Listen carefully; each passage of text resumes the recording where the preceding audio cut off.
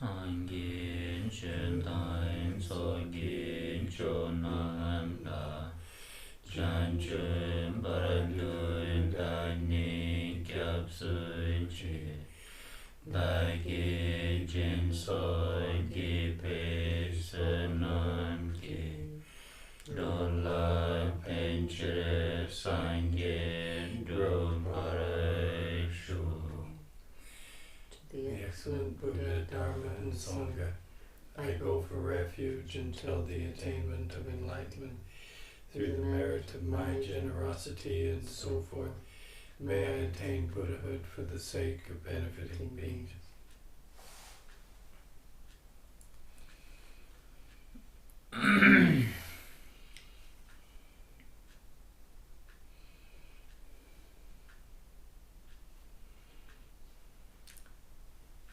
So, we were discussing about the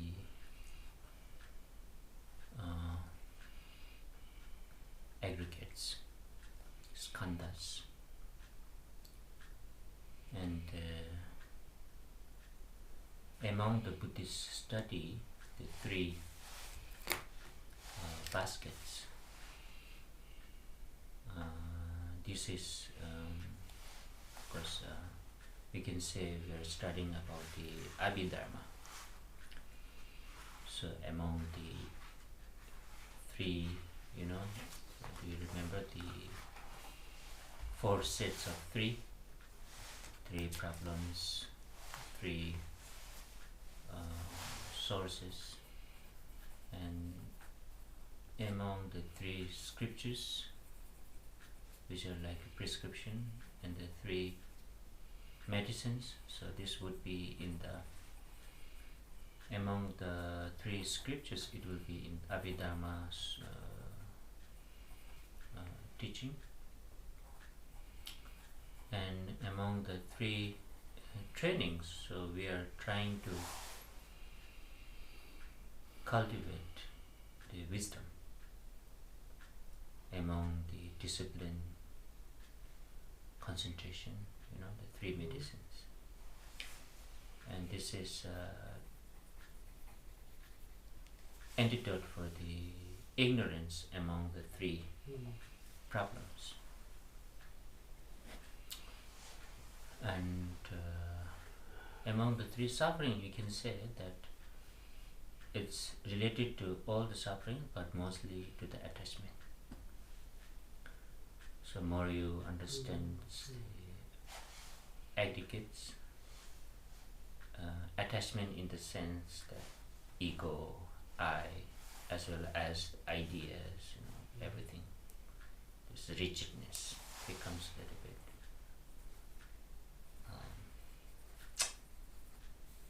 soft, so to speak.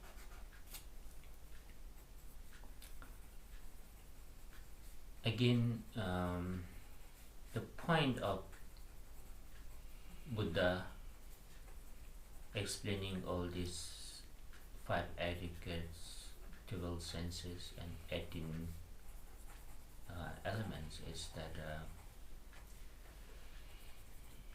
it all goes back to this confusion of I, right, me. So that's the point.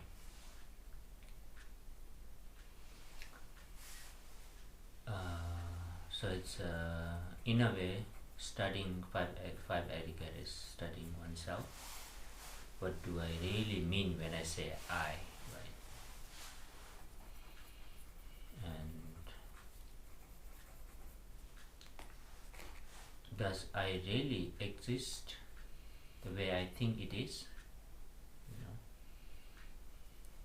Because to get rid out of this ego, in the sense, this meanness, let's call it meanness, because I think in English when you say ego, it becomes a little bit this coarse ego, but in just this very fundamental sense of being rigid, real existing me, that you never forget.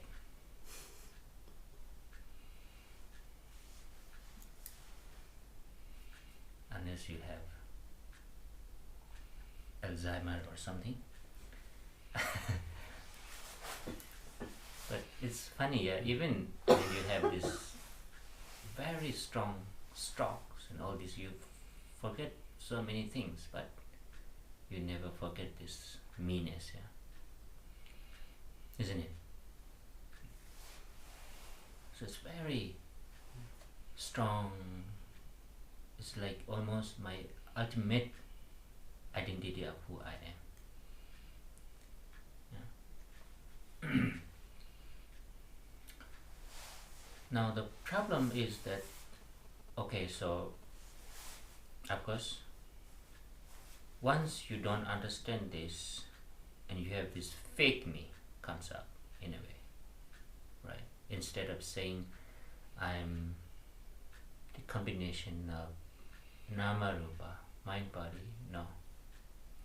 I'm human being, I'm a teacher, I'm BIB. The problem is that when you have this false identity, it doesn't just becomes okay, I'm false, but because of that, it creates a lot of karma. Karma in the sense it drives your action. That's the problem. See? If it just end up being there, okay, I'm confused, so what to do, that's fine, right? But that's not the case, and that's the problem. So remember the second perception, he will start judging, he will start slaving our senses to do something in a way, and that's the problem. It becomes a bigger problem.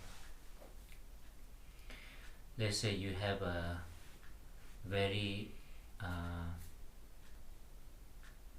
mentally ill friend or a child, if you just sit on the chair and eat and drink, it is suffering, but I'm okay with it, right? The problem is that he wakes up and breaks everything, and then so that becomes a very difficult, creates a lot of. So this is exactly what happens. The second layer of the ego is that he starts doing something out of ignorance. And we do very, very stupid things. Very simple as in expecting this flower to be the same, and when I see it changes, getting disappointed, to the, wanted to wear this branded clothes,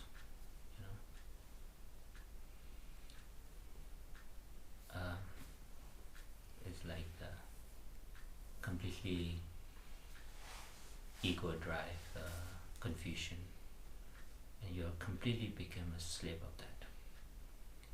So Abhidharma is basically just trying to go in very fundamental basic, and penetrating each of them and saying how it works, how this ego works.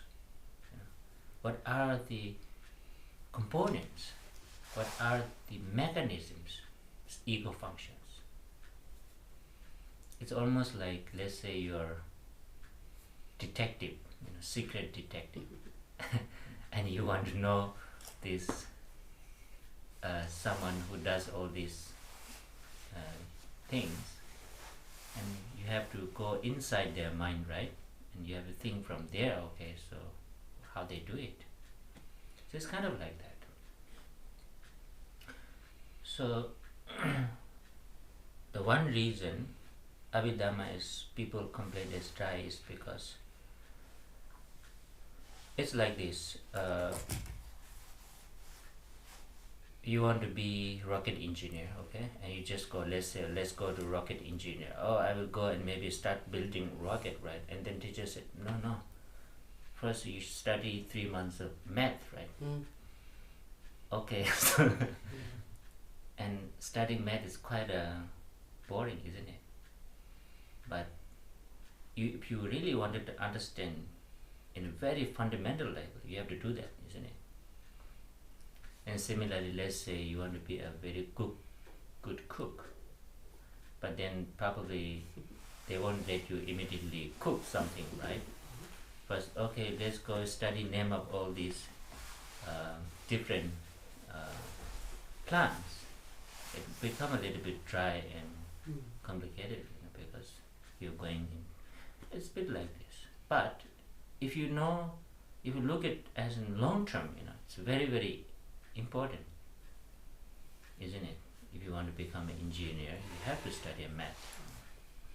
But if you just look at, okay, what is math? It's very dry, complicated, just mental equations, problems and solving mentally. So Abhidharma is kind of like that. It might feel a little bit complicated in too detail, but it always comes back to that. When you look at how ego, how our discourse, habits, how emotions work, as long as you don't have much knowledge of these fundamental functions, it's like, of course I can study about rocket in 1 hour, right?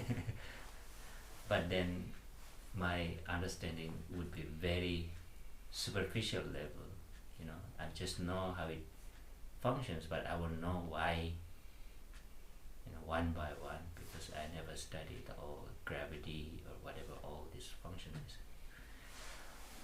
is. So this is why Abhidharma is also considered as the fundamental study of nature in general, but especially this me, I. Once you become clear about these parts, and then this ego also becomes quite clear. It's like when you look at this colorful rock in very glimpse, it looks very real snakes. But then you look at detail one by one, then it becomes more that snake was really confusion. That conviction becomes more and more clear, and the confusion becomes less and less. So that's the actually whole idea of Abhidharma. Going through all these aggregates, and we talk about 51 mental states in Buddhist Abhidharma. And the first reason is that we think that I have just one mind, and then it's kind of sometimes happy and sometimes I'm getting unhappy, or sometimes my mind is good, sometimes my mind is bad.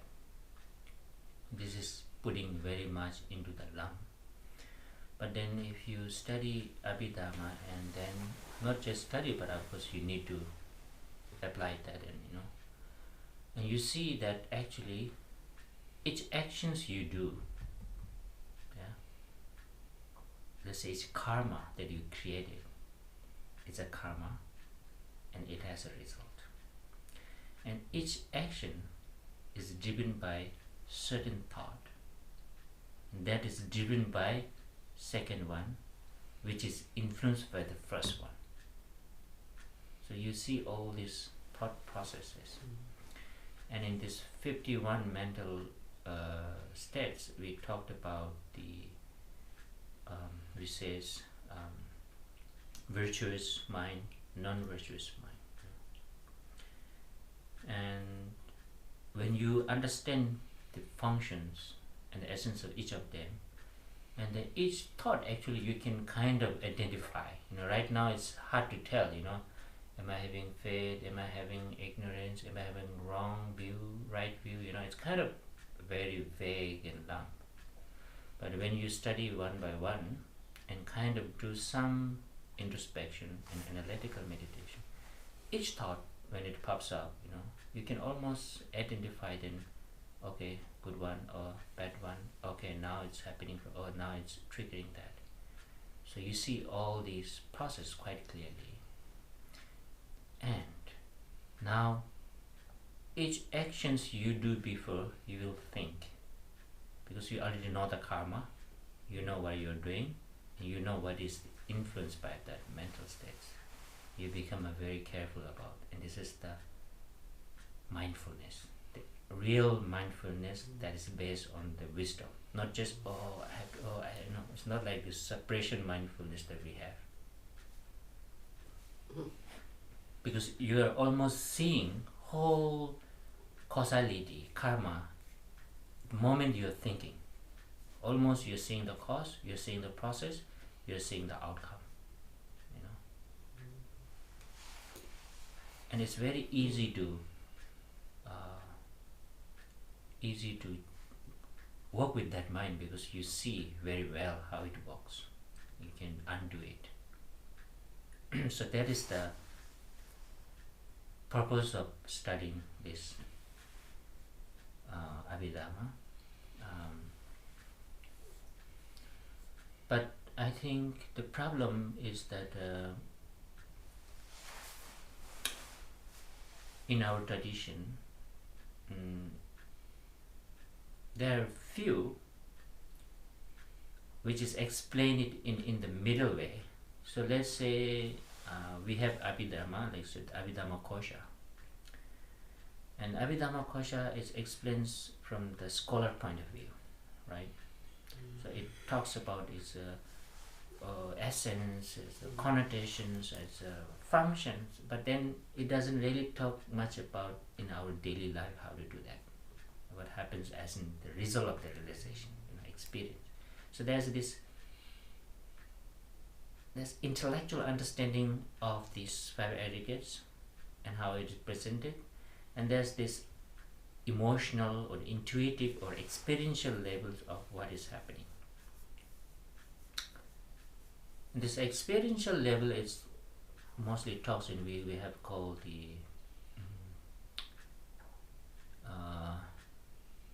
ornament of realization. That's the one text that we study. Now the problem is there's a scholars who talks about it, and there's a practitioners who actually practice all this and they experience.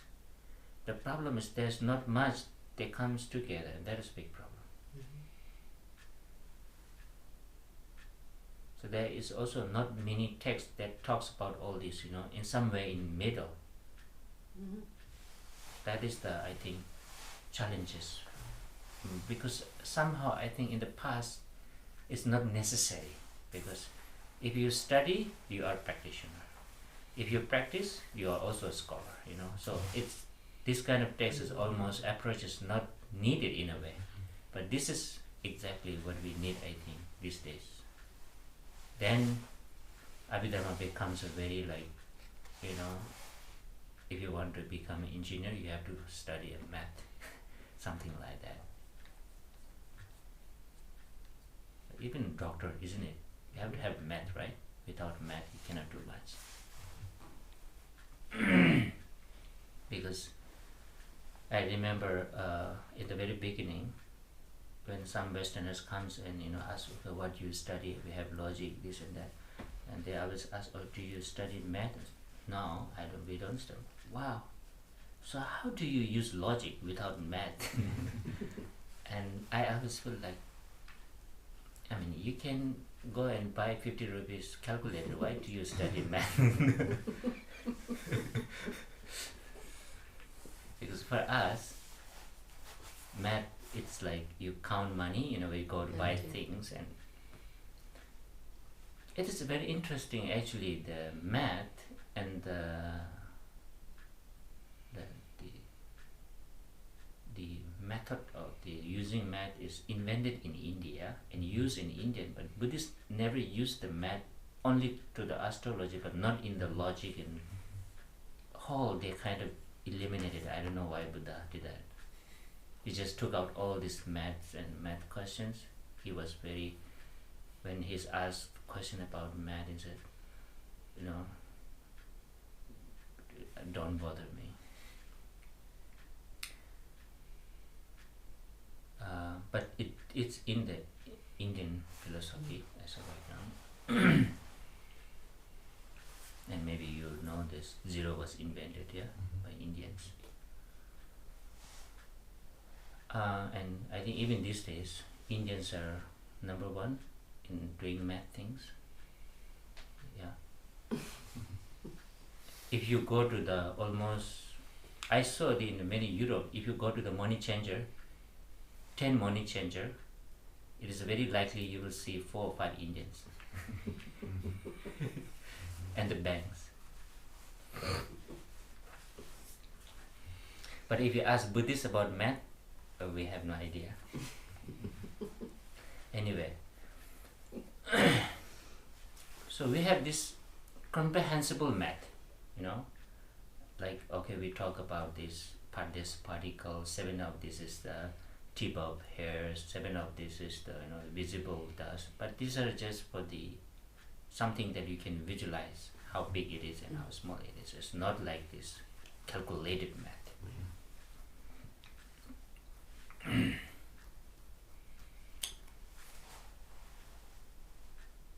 So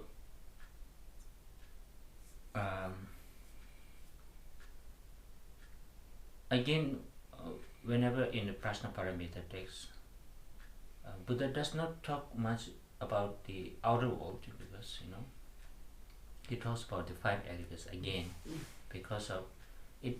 He's not interested in studying about what many kinds of plants are there, or it's more about, okay, so what is the components of this eye? Like if you wanted to get rid of the fear of snakes, and then what you study the rope, right? It is a rope or not? So what was the reason of confusion?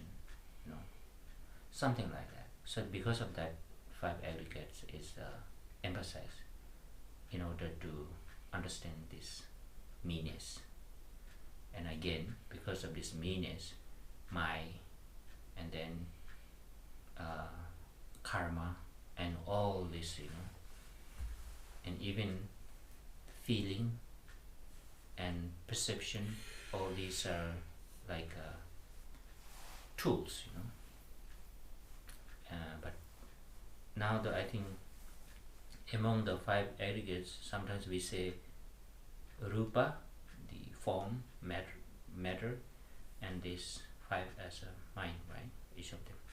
Now we might get very confused because feeling is a mind, is other than mind, or perception is also mind, and then you have again consciousness, right? So if you put it like this, it will be nice. You just put matter away and take all this as a one part, and then take what was the feeling, perception. Is it? What was the 4th one?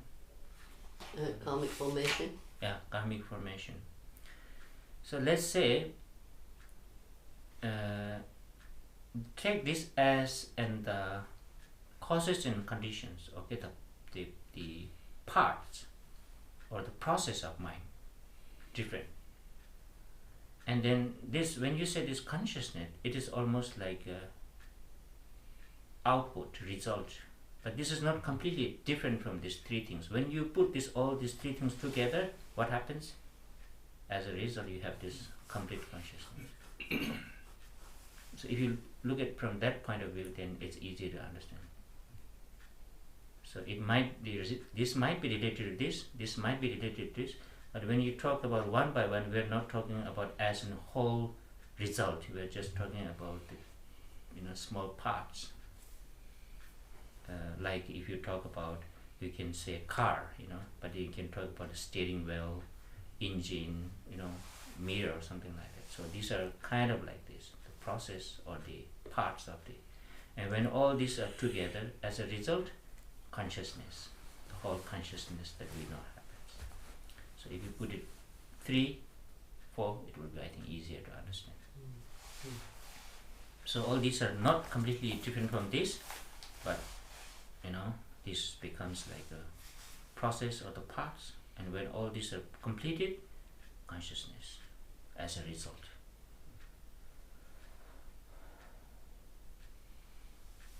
And I think it's also good to look at like this is like hardware, you know, let's say the computer, and this is all the softwares. Maybe you can say like this: hardware, input, processing, and output. I think it would be nice to see something like that. Yeah.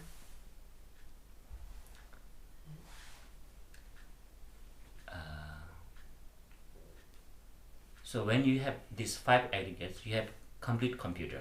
You have hardware, you have software, you have processor, and then you have then maybe the screen would be more like, not the screen, but what happens in the screen would be more like this consciousness one, the first one. But traditionally they say that it's like this. It's kind of like this. Software and hardware is like traditional metaphor is like, okay, there's a big forest, yeah, and suddenly whole forest was what do you call, fire, burnt down, and there's 2 person. One is blind, and another is who does not have leg but he can see. So it says like this. So this form, the first one, this hardware, is like a person with a body, strong leg, but he doesn't have an eye. It's just body. And all these 4, especially the last one, is like a person who sees very clearly but does not have a body. And when this what do you call it in English, who doesn't have this leg, is there any handicapped? Yeah, but it's more like paraplegic, or No, that's not paraplegic. They don't work. Yeah, let's say legless person. legless.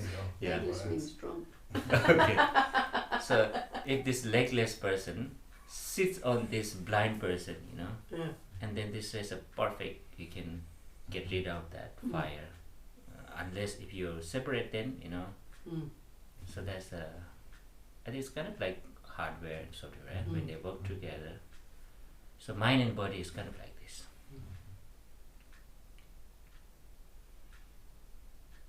So this is, I think, to understand the Abhidharma, especially 5 aggregates, not very from the scholar point of view, but also not very from this realization point of view, in some way, you know, to get idea. Because if you just look at from the realization's point of view, then everything happens very this mental and very subtle mind, and it's hard to explain body, all these sensations, and all these are become just like symptom of that. But at the same time, if you explain it from the very scholarly point of view, it sounds as if that like all of them are different, like almost like different how to say substances. We are almost like explaining this is water, that is fire, you know, but then it's not really like that also.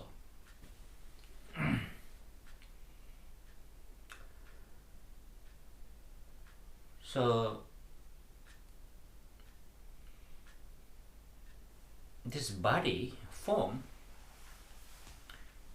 can also be explained in this gross, so it means the real material form that we have, and it also explains in the, not in Abhidharma itself, but if you look at it in the whole Buddhist, like from the Tantra's point of view, we also talks a lot about this energy body, which we call the subtle body. And this is also you can consider as in some sort of form. But so mind and bodies are very related, you know, but they are not by essence one thing, and that's why you can call Buddhism also in the from the philosophical point of view, duality, because the mind and matter, are quite a different by essence. But at the same time, we don't say that they are completely separate phenomena, because they are very, like I say, this is like, we can talk hardware and software, right? They are completely different thing in a way, logically speaking. But at the same time, if you want to use them, you cannot really separate, but otherwise it doesn't make sense. So that's why also the relationship is also accepted as, and that's why even if you look at the connotation of this, that we were talking about these elements, because mind only can come into action through the body, otherwise he cannot perform. So there's a, so maybe from the, like say, modern science, we can say that our body is telling our mind what to do, but from the Buddhist point of view, it's other way.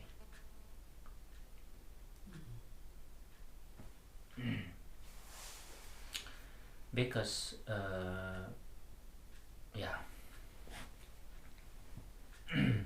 now I'm going too far, I think. So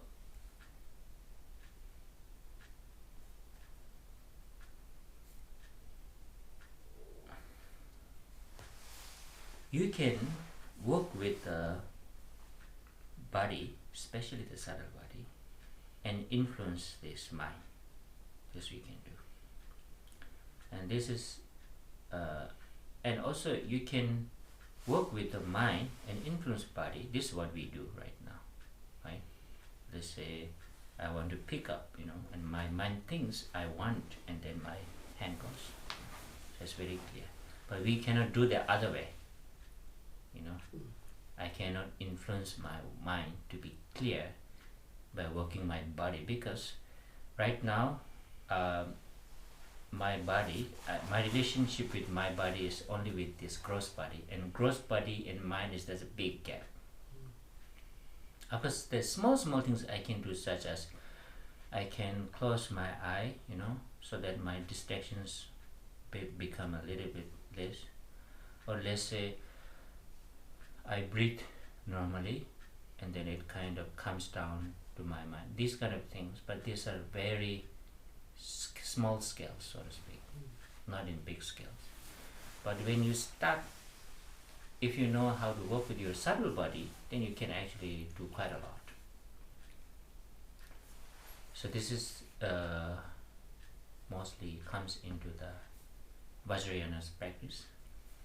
And in Vajrayana practice, you have the first stage, which is called the development stage, and the second stage, which is called the completion stage. So this whole practice is coming from the second one, working with your prananadi bindu. And I also thought this is interesting idea, because I think there's a lot of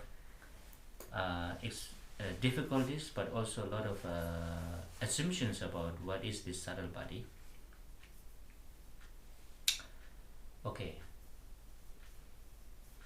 maybe this is not in the text, and this is just my own kind of equation, so to speak. So it is not exactly what it means, but I think it will give you some idea what it could be, And let's compare with your gross body and the subtle body. So what do we have? So what does the gross body do? Because they have, in a way, So in your gross body, what you have is that you have a matter, right? Means I have a hand, right? I have a hand. So this is a matter.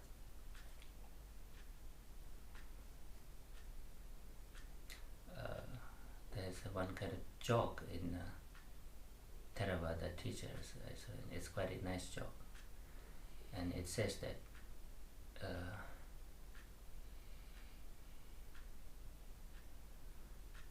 student came and asked the teacher,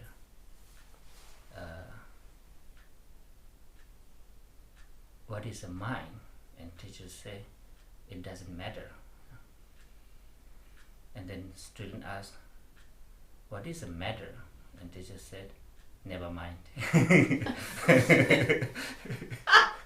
Isn't that nice?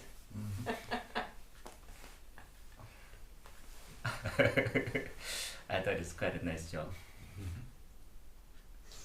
Why do we use that word? It doesn't matter, never mind.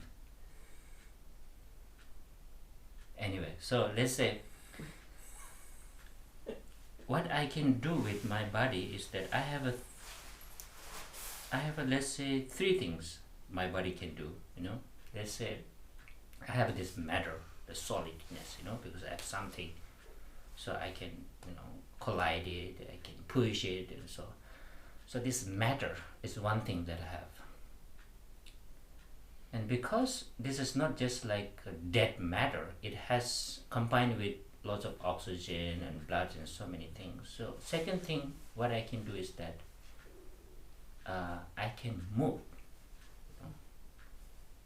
like my heart, my blood, and my this, because of all these movements, and I can do something, If I move, I can cook, I can talk, all this because of movement of my body.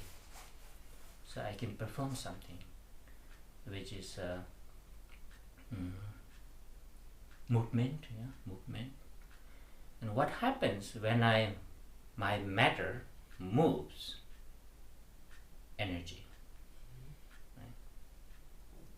So matter, movement, and as a result, energy. So energy depends on the movement, and this movement depends on my matter, right? So this is simple. Exactly same. If you look at the same, we talk about these 3 when we talk about subtle body. The prana, the channels are like the matters, That's not literally, but it has some sort of shape, some sort of existence there. We call it the shape, or let's say some sort of order how the movement happens. And the nadi is the movement that happens inside of that particular shapes. The second one. And what happens when these movements inside of this particular shaped, let's call body, energy. You produce the energy. And these 3 is called the subtle body. Prana, it is translated as a channels, essence, and what was the term? Channel, wind, and essence, is it? Yeah. So I think if you just look at what your gross body does, and what you can do with it, and what kind of function it has, if you apply the same to these 3 subtle bodies, and I think it will give you some ideas how they are related, but they're not the same, but they're very closely.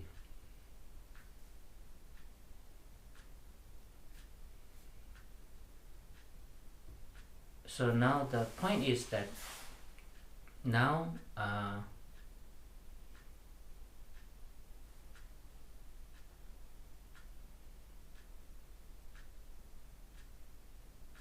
I think it's same. Now I can control my energy by controlling the movement, by controlling my body, in a way. Yeah. But similarly, in subtle body, you control the prana, the chakras, and because of that, you control the movements inside that with this energy, not only wind, and then it controls the energy that moves with that move. In the control, in the sense that, let's say, like how our heart controls and pumps out in our blood, right? And it provides the oxygen. But in our subtle body, our thoughts, emotions, it has some sort of like burdens, So like let's say the chakra of attachment, chakra of anger. And now imagine that you have turned off the wind flowing into the anger, and your energy cannot go it because it's closed, and you always goes into the wisdom. That's the point. Now imagine you close all the chakras of disturbing emotions, and only channels that you have, it's only the wisdom. What happens? Isn't it powerful? Mm-hmm. Because right now, all our wisdom channels are almost closed, and all our are completely working clearly. All this disturbing channels, chakras are working perfectly. So this is, I think, the first one, the form. I think it's good to understand that, because in English, when you say form aggregates, we might say just matter, this place. Yeah, it's not. So this is one way to look at form.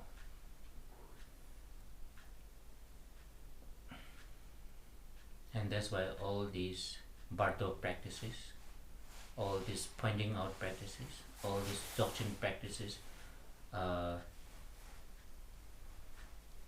visualizing color, everything makes sense, when you understand that, how it works.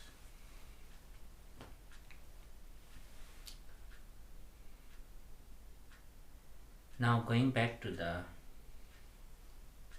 these four, let's say the consciousness part, let's say the mind part, yeah? So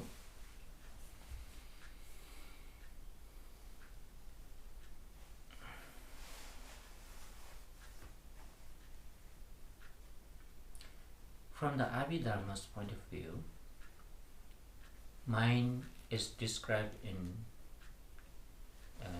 they can say, you can say that mind is described in two ways.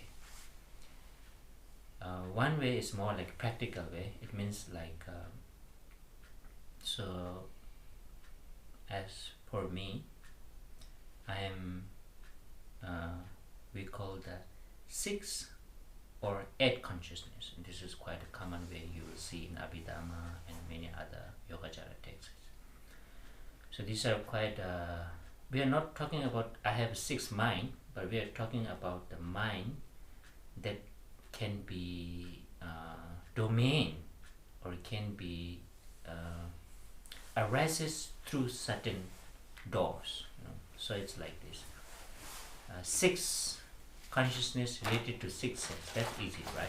So for example, my eye consciousness, and because eye consciousness only understands the form, right? It does not understand the, or let's say he cannot perceive the sound. So these are kind of limited, So I have, because we call it eye consciousness. Why? Because it's kind of domain is starting from eye sense faculty. So you have eye consciousness. Immediately you have sound, and then you 6. So your eyes are limited, and the one is unlimited. That is mind.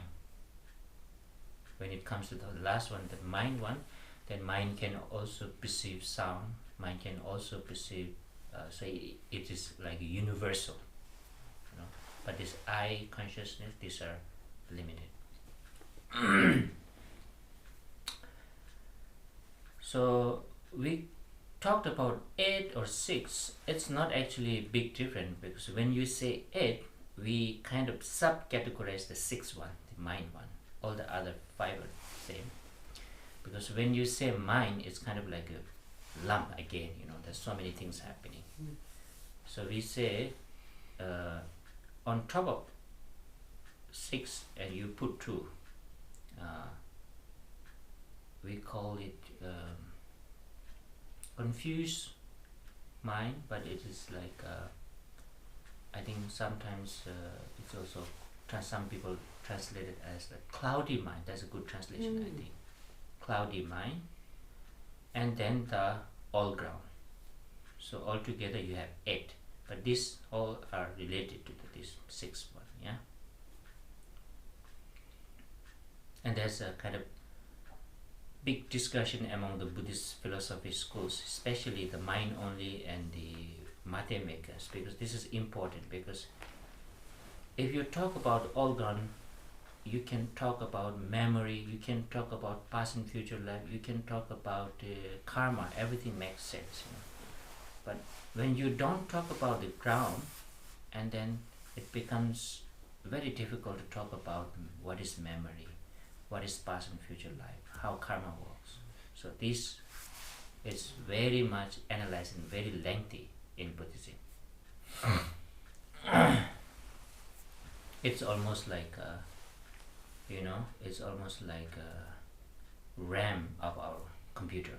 If you don't have a RAM, then each time you have to, and then it doesn't stay there. Next time you don't find it. So, and now this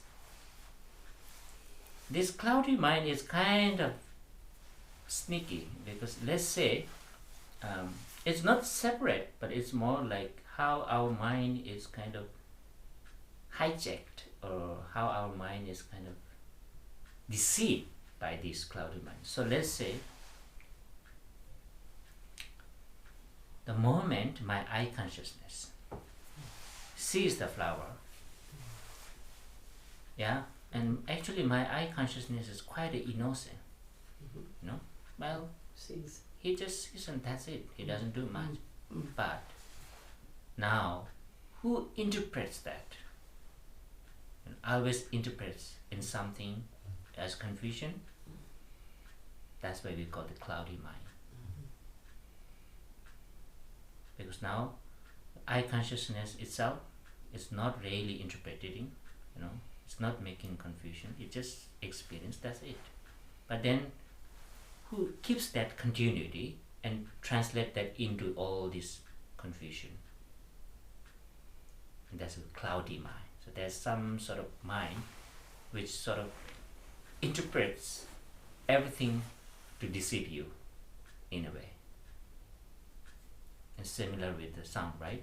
I hear sound and immediately what your cloudy mind says, oh, irritating sound, get away from it. Oh, what a beautiful sound. I won't be able to let it go. And then disappointment, excitement, all these are puppets of this cloudy mind. So you have eye consciousness to the mind, and then all ground, and then the cloudy mind. Let's call it cloudy mind. I think there's just 1 minute if there's any proper translation in here. Normally we call the disturbing emotions, but it's a little bit, I think, difficult because it could mean anything, right? It's too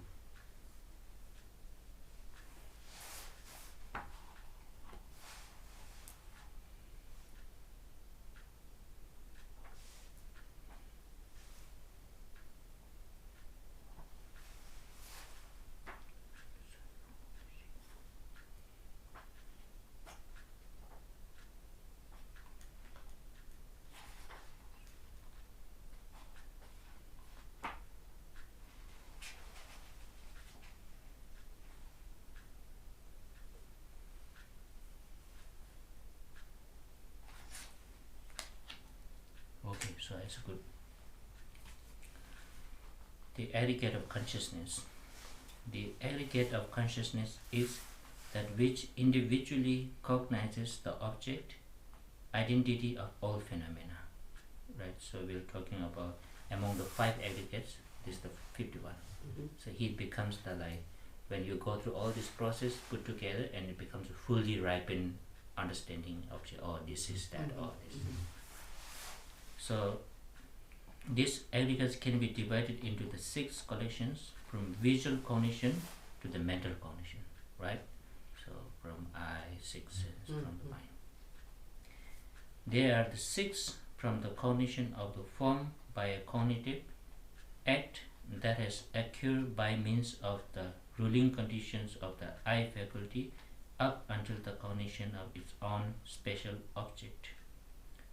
So that means why they are called like eye consciousness, because it starts from the eye cognitive and it only rules to the form, it doesn't rule to the sound. It deals with seeing. Yeah, exactly. Yeah. So it has a certain kind of sense, certain kind of object. Yeah. It doesn't move. Yeah. And then same to the others, but let me see.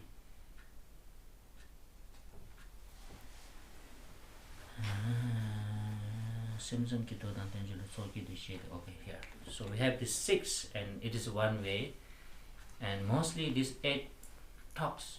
It is very clearly taught in the Yogacaran's tradition, mind-only philosophical school. In the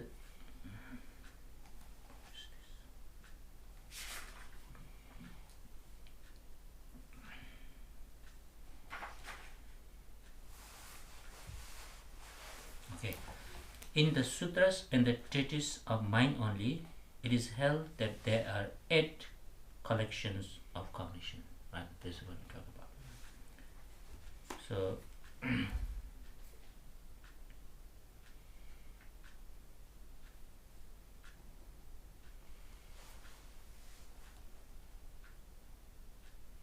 now this is again, I can read it, but it's very scholarly, defined. Better you tell us what it means. Okay, I will just read, maybe I'll give you some idea. No. This is now talking about this cloudy mind. Right. What it does. The disturbed mental cognition, they translated that, disturbed mental cognition, is the aspects of the mind, consciousness, which is constantly coincided with the idea I am. So remember the meanness. And which inwardly uses as reference the all-ground consciousness. It is the aspects of mind concurrent with the 4 disturbing emotions of beliefs in a self, the arrogance of thinking I am, attachment to a self, and ignorance. Apart from the actualizations of the path of noble beings, the serenity of cessation and the state of no learning, it accompanies all cognitive acts, whether they are virtuous, unvirtuous, or neutral. So this this very innate I, me, my, it's kind of like it interprets everything according to that. I like that, I don't like that. You don't have to do any logical things to do that. It is very, so this is why we got this deceiving I-ness mind. And not only that, but then like because the problem is that okay, I like coffee and maybe somebody likes tea, but I don't see it as okay, this is different. I always label it as right and wrong. That's a problem. What I like is right, and if something is against that is wrong. So I can see the interpretation in order to trigger your emotions. If you just see, okay, I like this, maybe he or she like that, right? That's not a big problem. We can live it with it. But when you say this is the only right way, that is the wrong way. If you drink coffee, you're stupid, and then all the story starts from there. And this is exactly, this mind does it a lot, and he's very clever to do that. He can interpret anything into the way he wants. It doesn't have to be objective. And usually I call it the greatest interpretation. Imagine interpreter. Oh yeah. You know, you're having a meeting with important person and you have an interpreter, Yeah. and he's saying all these wrong things to you Yeah. to make a fight with that person. Yeah. Like they're having some sort of a very bad, like, yeah.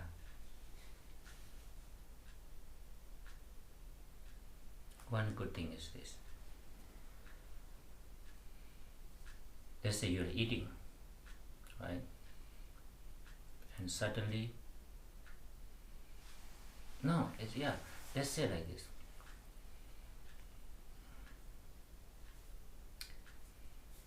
If I split out, right?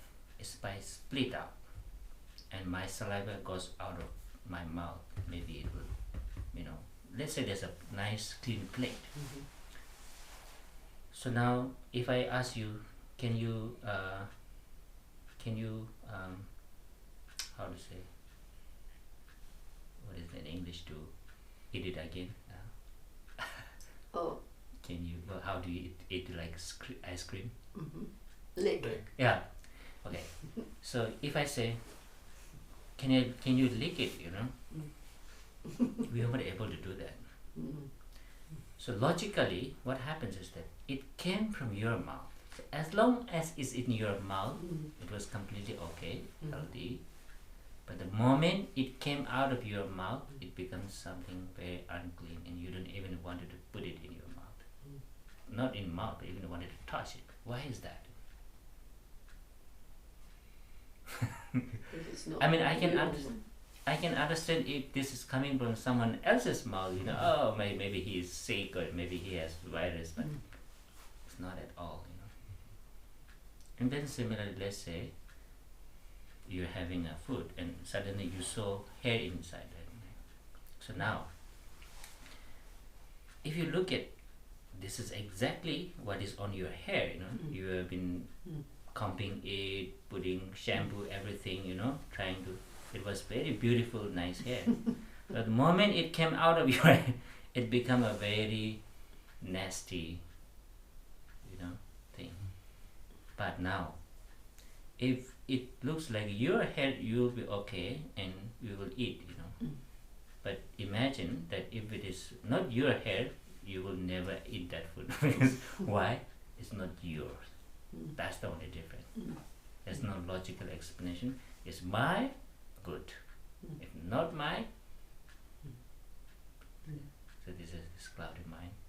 So it's such a obvious, but when he wants to interpret it that way, he can do it very easily.